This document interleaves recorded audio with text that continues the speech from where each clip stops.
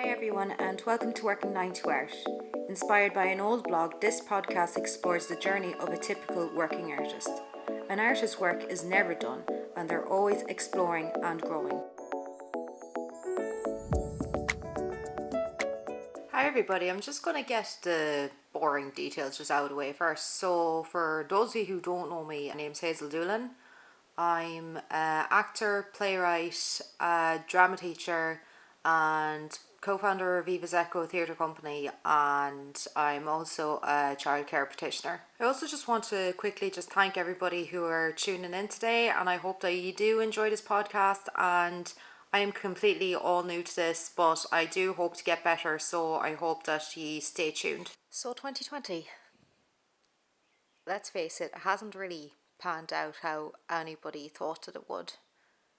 I don't know about you lads, but for a year that was supposed to be so jam-packed between occasions, shows and big events, and just for it to be all gone, it's all been really sobering.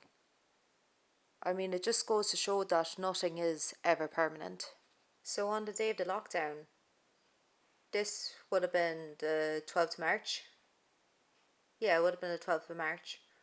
It was a Thursday, and just any other normal Thursday, nothing out of the ordinary. I just went into work. I was looking forward to that weekend. I was due to go back to rehearsals for our upcoming show at the time, which was Uniform, a one-woman show that I wrote and I was starring in. The rehearsals the previous weekend went really, really well, and everything was just going really well for that show. I just couldn't believe it. There was so much conversation about it on social media, and we did a snippet reading of it at an International Women's Day event in Galway, which was just absolutely fantastic to take part in. So it was just going really well, and I was just happy out. So back to the Thursday, I was at work and I was helping the other girls to get the children ready for dinner when our manager came down to us, and she told us that Radker made an announcement that all schools, creches and colleges were to close that day at 6 p.m. up until the 29th of March. My first thought was, what are we going to do about rehearsals? We usually rehearse in NUIG, so all sorts of scenarios were coming into my head, like, are we going to have to rehearse in somebody's house? Are we going to have to rent another venue if anywhere else is open? What are we going to do? So after work that day, I rang Rena, and we had planned to postpone rehearsals for the health and safety for everybody that weekend, and we were going to hold a virtual rehearsal via video chat the following weekend, and then by that time it would be after the 29th of March, so we were hoping that we'd be back in rehearsals the week before show week, would be back to normal and would be ready to go. We thought we had it all figured out. We were saying, okay, this is not ideal, this is fine. If we don't get 2 scenes blocked, it's fine. We still have a show. It's all good. But then when it seemed that the pandemic was going to go on a bit longer, the future of Uniform was really, really uncertain. And then once the extension for the lockdown was extended to the 19th of April, it was just apparent that Uniform wasn't going to happen. I'm not going to lie, it was really tough that happened. We put so much work into it.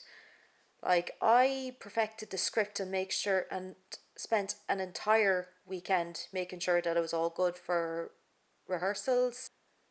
And Rena was doing so much for the marketing side as well as directing the show. Like, we held an online survey for women to take part in to give us a better idea of how we are going to approach this and how we are going to make this relevant to Irish women. And we had a clothing swap fundraiser planned out. There was so much conversation about the show online and outside of the social media world. And then just for that to happen, like, it was hard.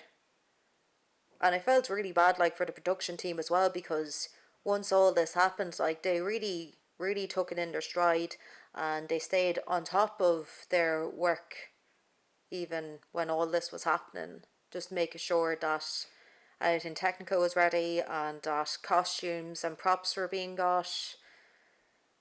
And I really felt bad for them too, because they were losing out on work as well as us.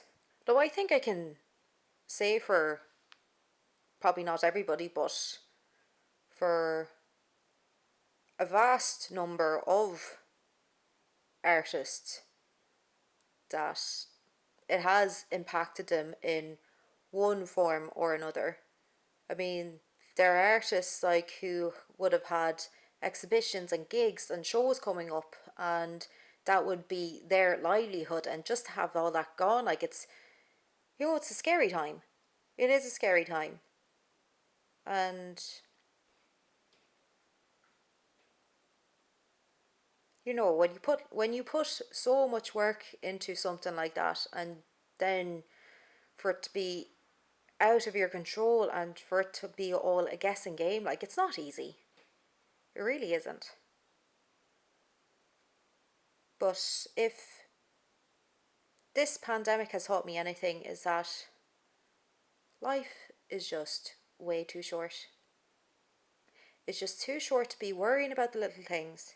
It's just way too short to not do the things that you really want to do. I had planned to launch a blog entitled Working 9 to Art, like, earlier this year, but so much has been putting me off it. Like, I don't have a large Instagram following. I don't know how to do this. I don't know how to do that. I don't know how to design a website or any sort of excuse. I made it up. But this pandemic has taught me that if there is something that you want to do, you have to do it. It does not do to dwell on dreams. Anyway, guys, I hope that you did enjoy this podcast and that you did take something from it.